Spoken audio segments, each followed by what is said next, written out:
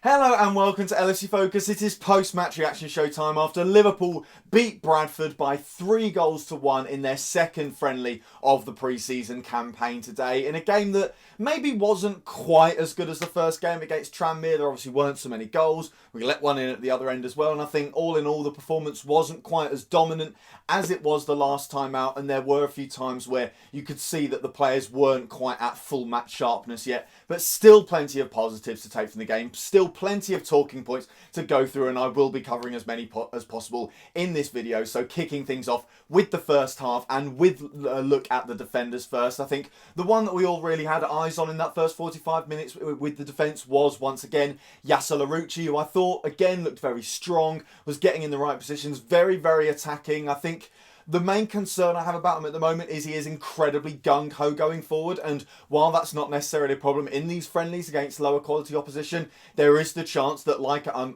likened him a little bit to Alberto Moreno in my last video on the Tranmere game, where he almost looks like he's happy to go out of position because he knows he's got the speed to actually get back if he does get caught in those kind of situations. So maybe that's just something he knows he's able to get away with his game, but I think it will be interesting to see him get tested, and hopefully, and this is a line that I'll be using a lot in this video as well, we'll get to see a little bit more of just how good he is on the US tour and whether or not that is going to cause serious problems or whether or not it's something that he is able to cope with. But all things considered, another solid performance from Yasser Larouci. Once again, I think convincing people that he can actually be Liverpool's deputy left back for this season. There'll still be shouts for maybe bringing in someone a bit more experienced in this summer window, but I think if Klopp trusts Larouci, and that's the most important thing in all of these scenarios, is whether the manager likes him, because at the end of the day, Klopp tends to know best with these types of situations, then I'm happy to go into the season with Yasser Larouci as our left back. The other defenders, Klein, solid.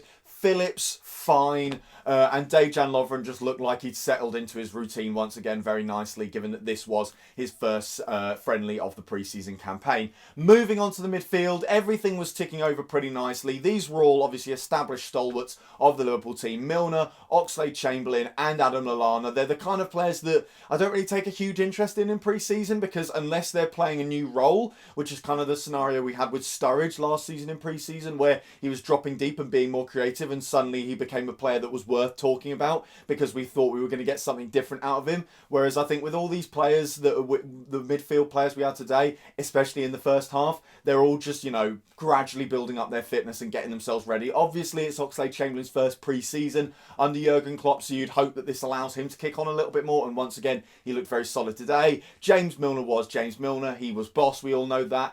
Adam Lallana was just fine, and is starting to beg the question, if I'm being perfectly honest, of why exactly we're keeping him, because he is never any more than fine, and I think Liverpool are at the level now where even, the fringe players have got to have something explosive about them. Like Divock Origi is, no matter how hard he tries, he's probably going to stay our backup striker, because at the end of the day, he's not Roberto Firmino, but he has something fantastic to offer whenever he comes on the pitch, and I just don't see that from Adam Lallana. I don't see what he brings to the team that, so many other midfielders around the world bring. And obviously you can say, well, what's the point in selling Lallana and just getting in someone exactly like him then? But I think you could get someone in who's younger. You could get in someone who's got a bit more of a special something about them. You could, bring someone in from the academy, because there's plenty of talent there waiting to burst into the first team. And I think keeping someone like Lallana around, who is not going to be a hugely influential figure and is starting to enter the twilight of his career, so he's probably going to be on the way out of Liverpool at some point in the next few years, I think it makes a bit more sense to start drafting in a youngster in his place, because at the end of the day, you can talk about maybe throwing in Curtis Jones or Ben Woodburn in League Cup games all you want, but Premier League and Champions League games are where players are made. It's where young players make the step up, and if they're not getting their chance because Adam Lallana's in the way, that's going to start to get a little bit annoying, if I'm being perfectly honest. I've gone on a little bit of a rant here. I feel like it's slightly unjustified, but I just think Adam Lallana is a bit mediocre, and I think Liverpool have got us going beyond mediocre now, and we need to leave those kind of players in the past. So yeah, the midfield, all in all, was generally fine.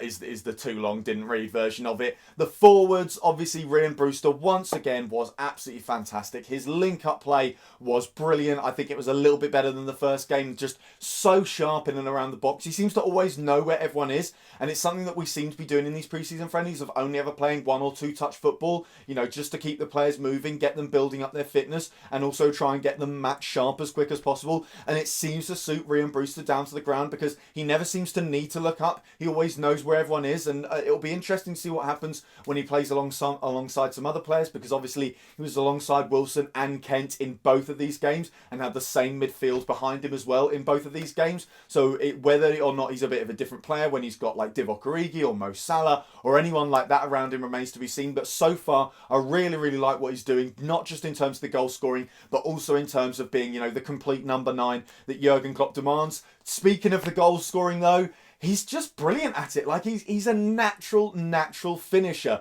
That goal he scores, it may be a tap in, but he's got to get to that position, you know, in time. He's got to be alive to the danger. He's got to finish that, you know, on the move as well. The ball's moving, he's moving. It's an incredibly tight angle as well, and it's not like the goalkeeper's out the way. He's got to get power behind it and height behind it to get it past the goalkeeper. There's so many variables that could go wrong. There's so many players who just wham that one over the bar, and you'd be like, well, you know, tight angle, he's moving fast and everything. But Rhian Brewster just slots it away like he does that in his sleep. And I'm pretty sure he does, because it's the second goal he scored like that already in pre-season. The kid is, like I said, a natural finisher, and you know, is probably only going to get better. So incredibly exciting things to come from him, I'm sure. I can't wait to see more of him in pre-season. And I think he definitely has to get his chance this season, because like I said, Premier League and European Cup games, that is where it's at. And if Rhian Brewster can deal with that level at his age now, then he is going to be some player going forward, and you know, hopefully he stays at Liverpool and scores plenty of goals, because it looks like that is what he does for a living. So Brewster, absolutely brilliant. Harry Wilson, I was a little bit more impressed with him today than I was in the first game against Tranmere. I thought against Tranmere, he just drifted out of the game a bit at times, whereas in this one, he was very much always in the right spaces, and he was incredibly sharp. He was like Brewster, that 1-2 touch football, always knowing where everyone is, in tight spaces as well, in and around the box, where, you know, Bradford actually sat players back. This game definitely felt like more of a competitive football match than a pre-season friendly. The game against Tranmere did feel like more of a fitness exercise. You know, Tranmere weren't necessarily concerned with trying to lock Liverpool out or anything, or park the bus and try and do damage limitation. It was just about playing football and putting some mileage on the legs and stuff like that. Whereas this felt like Bradford actually came with a plan. They came with an idea of how to slow Liverpool down, and that involved packing those areas in and around the box. And I thought Harry Wilson was one of a few Liverpool players in that first half who was very good at finding ways to get around that and find the spaces in and around the pitch. I'd like to see him drift out wide just a little bit more, because I know we do the whole cutting inside thing with the wingers and then the fullbacks bombing on and everything. And of course, when we're playing Bradford, that's going to be maximised even more, because we're going to be the ones who are attacking and they're largely going to be the ones who are doing the defending. But I just want to see what he's got to offer going out a little bit further wide, because even players like Mohamed Salah and Sadio Mane are still, you know, wingers at heart. It's how they started plying their trade, and so they've still got more to offer when you go out to those wider areas. And also it makes you more of a threat as well, because defenders never know which way you're going to go. You're a fullback's nightmare if they know if they let you cut inside, you're going to score, and if they let you go outside, you're probably going to drill it into the box and someone else is going to score. So hopefully he's got a little bit more to his game. That's another thing we might see a little bit more of on the US tour, but certainly a positive showing from Harry Wilson. Ryan Kent, for me, he's a trier. He gives it a go, but I just don't think he's good enough, to be perfectly honest. I think he's fine for Rangers, and he'll probably, well, hopefully end up going back there, because I think, as I said in the Tranmere video, that move suits both parties. But I just think he's not quite Liverpool quality. Like I said, he's a trier. He gets in the right positions. He's always grafting. He's always looking to make something happen. But I just don't think he's got the actual ability on the ball to make things happen at the speed they need to occur for him to suit a Jurgen Klopp team. So a solid performance from him, but nothing special and nothing that makes me think he's got really any chance to break into this Liverpool side. So moving on to the second half then, a slightly more subdued display from the second 45 minutes 11. I think they they just never really clicked, to be honest. I think Bradford were kind of like, oh, we're just going to sit back, and Liverpool didn't really want to overstretch themselves and push for those goals. They were just kind of passing the ball around. It was all very neat. It was all very tidy. You know, like I said, the 1-2 touch passing was still there, but there just wasn't really a spark, to be perfectly honest. And I'm sure there are plenty of reasons for that, and I'll come on to them. Starting off with the defensive performance, who do we have? Joel Matip, fine. You know, this isn't his level. We'll find out more about him on the US tour. Joe Gomez, again, absolutely fine. The right back, Kiana, however, didn't really see that much from him. Again, because I don't think this is really his level either, despite the fact he's only 17. I think he's the one who we're going to see a lot of on the US tour, and we're going to really find out just how close he is to being ready to play first team football for Liverpool, because so far he looks a brilliant talent, and I can't wait to see what he's got to offer. I'm also not sure that right back position is really where, you know, he's going to play all his football. I think eventually he will start playing in the centre back position, but obviously right back is probably a slightly easier way to find a few minutes here, because obviously he could just be the understudy to Trent, whereas at centre back he'll be the understudy to about 4 professional full-time footballers. So remains to be seen just how much chance he'll get this season, but a reasonably positive showing from what I saw. Adam Lewis is the main one I want to talk about. I think the biggest talking point in the defence is his performance. I just don't think he's a bit like Ryan Kent. I don't think he's quite good enough. And when you've also got Yasser Larouci coming through and Andrew Robertson as your competition, I can't see him having any chance of breaking in there. You know, if they say his delivery's great, the commentators are always like he's got a demon of a ball on his left peg and stuff like that. And he puts enough whip on it, he puts enough pace on it, but he's not actually ever really picking anyone out. And, you know, maybe that's because he hasn't got high quality players further forward. Like maybe if Salah, Mane and Firmino were there, he'd be laying it on a plate for them and he would have had 3 or 4 assists by now, despite only playing 90 minutes of pre-season. But it just doesn't look like he's quite got that world-class quality that Andrew Robertson has. I know that's an almost impossible bar to be measuring the lad by, but also Yasser Larouci just seems to have something a little bit extra about him. You know, that dribbling ability he's got, the fact that he can actually drive into the box as well as getting to the byline and whipping in across, I think just gives him a little bit of a special something that, you know, it's what I said on the last video, these young players have got to have something to offer that even the first team players don't have. So Jurgen Klopp actually takes notice of them and thinks, you know what, I want to see that in my team. I think Yasser Larouci's got that. I don't really think Adam Lewis does, so I can't really see a way into the first team for him. But, you know, a reasonably solid performance. He hasn't done himself any harm with the performance, apart from maybe a slightly dodgy tackle for the penalty, which was a little bit disappointing to obviously concede a goal against Bradford, even though it is pre-season. A clean sheet would have been nice, but all things considered, a reasonably solid performance from the defence. Moving on to the midfield then, you got Fabinho, who was solid. Woodburn, who was a little bit quiet. You know, he looks like he does have a decent ball into the box on him. You know, I think it was a couple of seasons ago now where we were looking at him as a sort of Coutinho light, or the new Coutinho, because by that point we knew he was on his way to Barcelona. It was 2 pre-seasons ago now, about 6 months before Coutinho's move eventually was finalised. And we saw Woodburn being moved back into the midfield, but we saw he still had this creative ability, and we thought, you know what, maybe that's where he finds his way into the Liverpool team. And I think if he's going to, that's where it will be now, because, you know, I don't think he quite has the build and the speed for playing on the wings. I don't think he quite has that kind of, that special something that Roberto Firmino has, or that kind of bullishness that Divock Origi has to play in the number 9 role. So I think midfield might be the place for him to break through. But it's an uphill climb, and it's going to take a little bit more from him, I think, to actually find his way into the first 11 on a at least semi-regular basis. Curtis Jones as well, I thought, was very, very promising in this game. His work on the ball is fantastic. He's clearly got brilliant dribbling ability. The speed with which he moves, he's like Harry Wilson in that he can move in tight spaces, but, you know, he's less about picking other people out and more about trying to wind his way through various defenders, and that's great.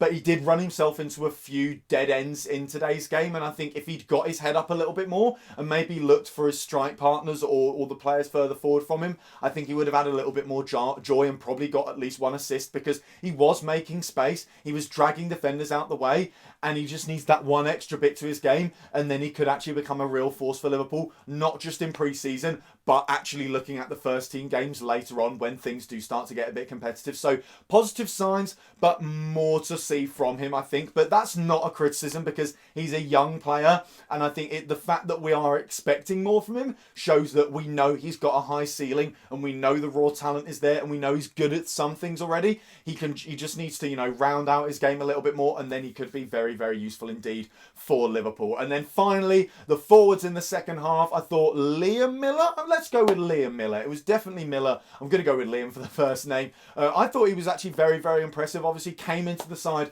after Paul Glatzel was unfortunately injured in the first game against Tranmere and did a really, really good job, I think. You know, was very, very quick, very, very direct, knows how to create a chance for himself. You know, likes to drift out wide as well. You know, even though I'm pretty sure he is a striker or maybe a wide forward, he did what I was hoping Harry Wilson would do, which is actually get to the byline sometimes, drag the defenders out and create a little bit of space. So that was definitely a positive sign. Unfortunately, he doesn't get a goal, even though he did craft a few opportunities. But I think there's certainly more to see from him. I think it was interesting to see both him and Bobby Duncan in wide roles. I'm sort of wondering what the exact reason for that is, because obviously Bobby Duncan and Paul Glatzel, who also played in a wide role against Tranmere, plied their trade as a strike partnership, as a number 9 pairing for the under-23s. So to see them pushed out on the wings, to me suggests that either Jurgen Klopp is looking to turn them into more versatile forwards, which obviously makes sense because that's what we need. Every single player in our front three needs to be able to play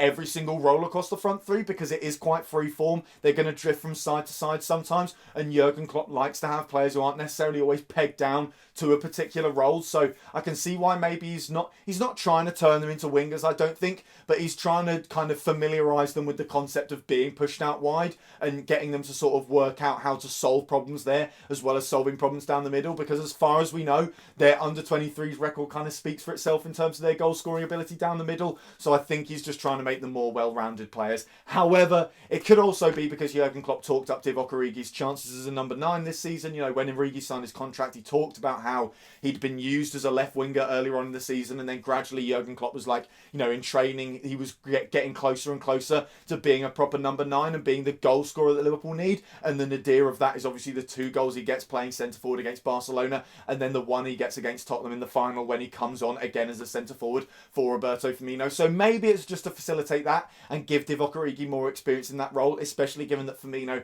is going to be coming back late from the Copa America. So maybe Origi gets a chance to actually start the first few games of the season, including those massive Community Shield games, the game against Norwich, the Super Cup game. You know, he's going to have plenty of opportunities, and I think Jurgen Klopp is interested in the idea of using Divock Origi actually as a more conventional number 9 than maybe he's ever used Roberto Firmino. So certainly one to keep an eye on there. Another one that might develop a little bit as the team head away on the US tour, which is obviously the next stop of pre-season. Now that is the domestic friendlies completed. Unfortunately only 2 this time. I quite like it when we play about 4. We just knock around the Northwest for a little bit, just thrashing random League 1 and League 2 teams, but they're going away pretty early this time. I think we're going to see a few more familiar faces as we go away to the US. Obviously Van Dijk, Wijnaldum, Henderson, Trent Alexander-Arnold, all of them have come back to training now. Maybe we see Shaqiri, maybe that injury's going to last a little bit longer, but either way, the team is now, I think, going to gradually start taking shape for the season ahead. So I am incredibly excited for the US tour, and you should be too, apart from the fact that it does mean 1:30 a.m. kickoffs, which are a little bit of a pain to do videos for. You know, what I do will depend on how I feel after the game. Sometimes I'll do a 3 a.m. post-match reaction, and sometimes I think, you know what, the video will just be better if it goes out in the morning when I'm actually, you know, not 10% awake. But anyway, enough about that for now. This was a video about the Bradford game. The Bradford game, in one word, was fine. I've used that plenty of times this video, and I think it sums it up pretty nicely. I'm sorry this video took a little bit of a while to come out as well. I did a 52-mile bike ride this morning, so I was actually a little bit knackered after the game. And then the Cricket World Cup happened, and anyone who hasn't seen that, check out what happened, because it just went absolutely bonkers in the last half hour of that, so I went off to watch that as well. But I have done the video now. Hope you guys enjoyed it. If you did enjoy it, you know what to do. Hit the like button down there. Hit that subscribe button there if you're new around here. Check out some of the other videos that have been out on the channel over the past few days. Don't forget to follow at LFC Focus TV on Twitter, and I'll be back soon with either some news, if anything happens, or a post-match video for the first game of the pre-season tour of America. Until then, bye for now.